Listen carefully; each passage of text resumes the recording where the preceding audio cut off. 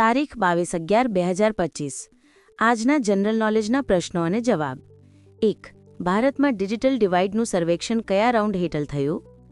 79મું MIS round. 2. ભારતમાં digital વિભાજન અંગે આંકડા કોણે રજૂ કર્યા?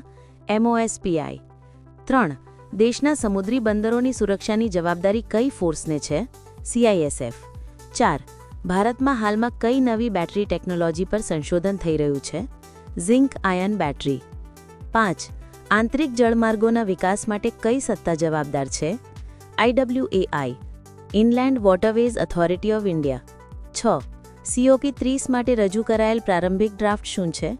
Amendment draft. 7. ICDS યોજનાએ કેટલા વર્ષ પૂર્ણ કર્યા? 50 વર્ષ. 8.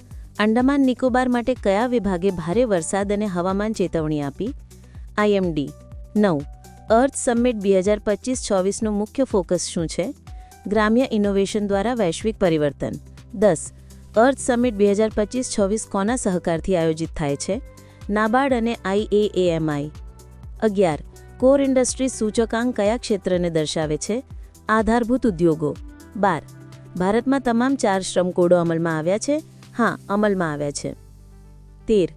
ડિજિટલ ડિવાઇડ કયા ક્ષેત્રમાં સૌથી વધુ જોવા મળે છે? જાતિ, વર્ગ અને શહેર ગ્રામ્ય ભેદ. 14.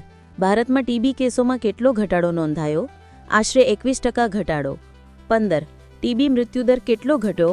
આશરે 25% ઘટાડો. 16. આજના મુખ્ય રાષ્ટ્રીય મુદ્દા કયા હતા? ડિજિટલ વિભાજન, શ્રમ સુધારા, બંદર સુરક્ષા. 17. જથીન મિસાઇલ કયા દેશે વિકસાવી છે? અમેરિકાએ. 18. નેપાળનો વેસ્ટ સેટી હાઇડ્રો પ્રોજેક્ટ કઈ નદી પર છે? સેટી નદી. 20. પોષ કાયદા માટે કયું ઓરિએન્ટેશન કાર્યક્રમ યોજાયો? કાર્યસ્થળ પર યૌન હેરાનગી નિવારણ અંગે. 20. માઉન્ટ સેમેરુ શું છે? જ્વાળામુખી.